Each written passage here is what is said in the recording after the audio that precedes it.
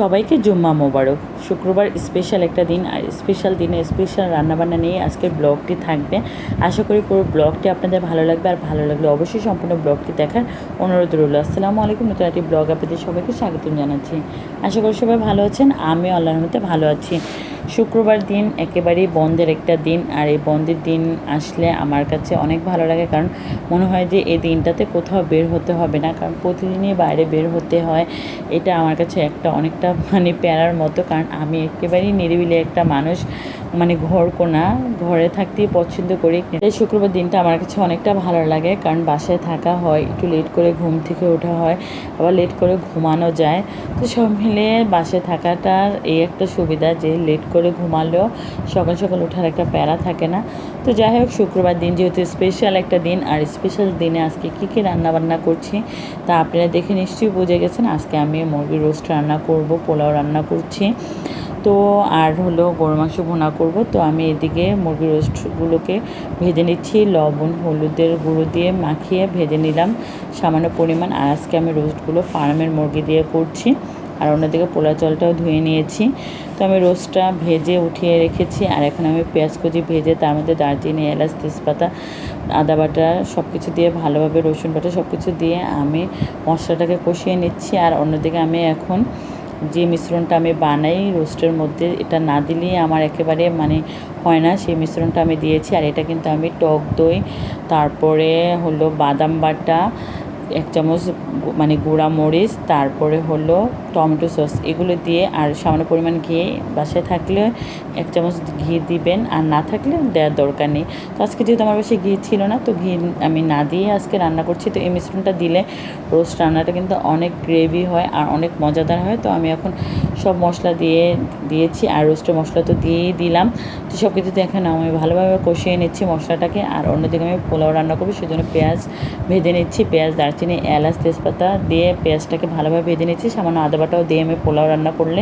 তো দিয়ে আমি চালগুলোকেও ভেজে নিয়েছি, আর এখন গরম পানি করে দিয়েছি। যেহেতু প্রতিদিন যখনই আমি এগুলো রান্না করি পুরো ব্লগ আকারে আপনাদের সাথে শেয়ার করি, তাই আজকে পুরো রান্নার ডিটেলস আপনাদের সাথে শেয়ার করলাম না, একটু একটু করে দেখালাম। তো আমি রোস্টের মুরগিগুলোকে কষিয়ে এখন আমি ঝোল দিয়ে দিয়েছি, আর কয়েকটা কাঁচামরিচ দিয়ে দিয়েছি। আর এদিকে আমি পোলা চালের পানি শুকিয়ে গেছে, তো আমি নেড়ে চেড়ে দিয়ে আবার ঢাকনা দিয়ে ঢেকে রেখে দিয়েছি। আর এই ফ্রাই প্যানগুলোতে রান্নার একটাই সুবিধা হলো যে পোলা বা মুরগি যেটাই রান্না করে না কেন, মাংস সব কিছু পারফেক্টভাবে হয়, সামান্য পানি দিলেও সিদ্ধ হয়ে যায়। আর অন্যদিকে আমি গরু মাংস রান্না করবো, আর গরু মাংসটা আমি হাতে মাখিয়ে রান্না করছি। এর মধ্যে আমি বাদাম বাটাটা ব্যবহার করেছি, আর সবসময় যে মশলাগুলো দিই সেগুলোই দিয়েছি, আর টমেটো কুচিও দিয়েছি। তো সব কিছু দিয়ে আমি এখন প্রেশার কুকারে মাংসটা কষিয়ে নেব।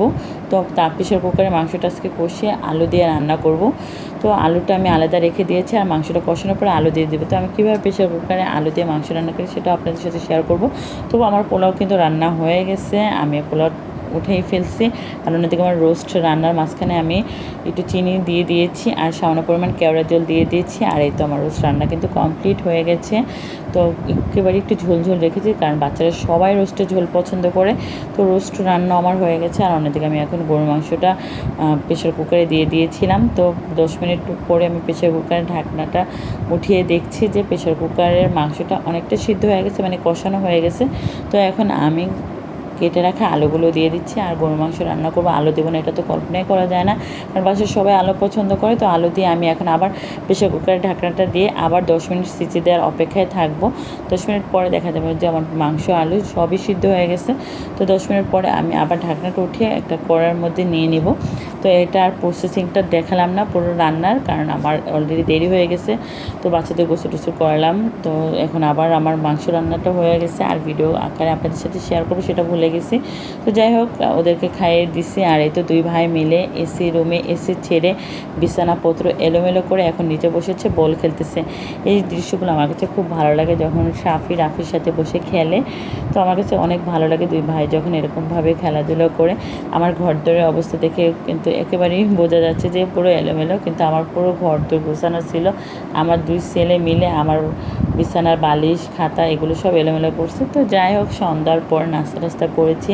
নাস্তা টাস্তা করার পর রাতের বেলা আমি খেসারি ডাল ভিজিয়ে রেখেছিলাম, তো খেসারি ডাল ব্লেন্ড করে নিয়েছি। আর হলো এগুলো হলো চিংড়ি মাছের মাথা।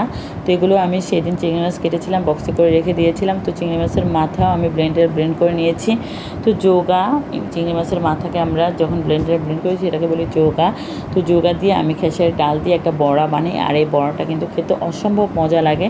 তো এই তো ডালের যে বড়াটা, এটা দিয়েই আজকে রাতের বেলা ভাত খাবো, যেহেতু মাংস পোলাও কোনো কিছু ওরকম খেতে ইচ্ছা করছে না, কারণ এগুলো বাচ্চাদের খাবার। সেজন্য একটু বড়া ভাজতেছি ঝালঝাল করে। এই যে 1 প্লেট বড়া ডাইনিং রুমে মাত্র নিয়ে গেছি, সবাই মানে পুরো প্লেটটা ফাঁকা করে দিচ্ছে। আর এই যে একটা তাওয়া ভরা যে বড়াগুলো, এগুলো দিয়ে আমরা ভাত খাবো। আর ওই 1 প্লেট পুরো শেষ হয়ে গিয়েছিল আমার ভাজার সাথে সাথে। তো যাই হোক, আমি এই যে বড়া টোড়া ভাজতেছি, আর মা বলতেছে বড়াগুলো অনেক মজা হয়েছে, তো একটু বড়া কয়েক পিস উঠিয়ে রাখো। তো মার জন্য আবার কয়েক পিস বড়া বক্সে করে উঠিয়ে রাখছি, আর বাকিগুলো দিয়ে সবাই মিলে রাতের বেলা ভাত খাবো। তো আজকের ব্লগটি আশা করি অনেক আপনাদের ভালো লেগেছে, আর ভালো লাগলে অবশ্যই আমাকে সাপোর্ট করবেন। আজ তবে এখানেই বিদায় নিচ্ছি। আল্লাহ হাফেজ।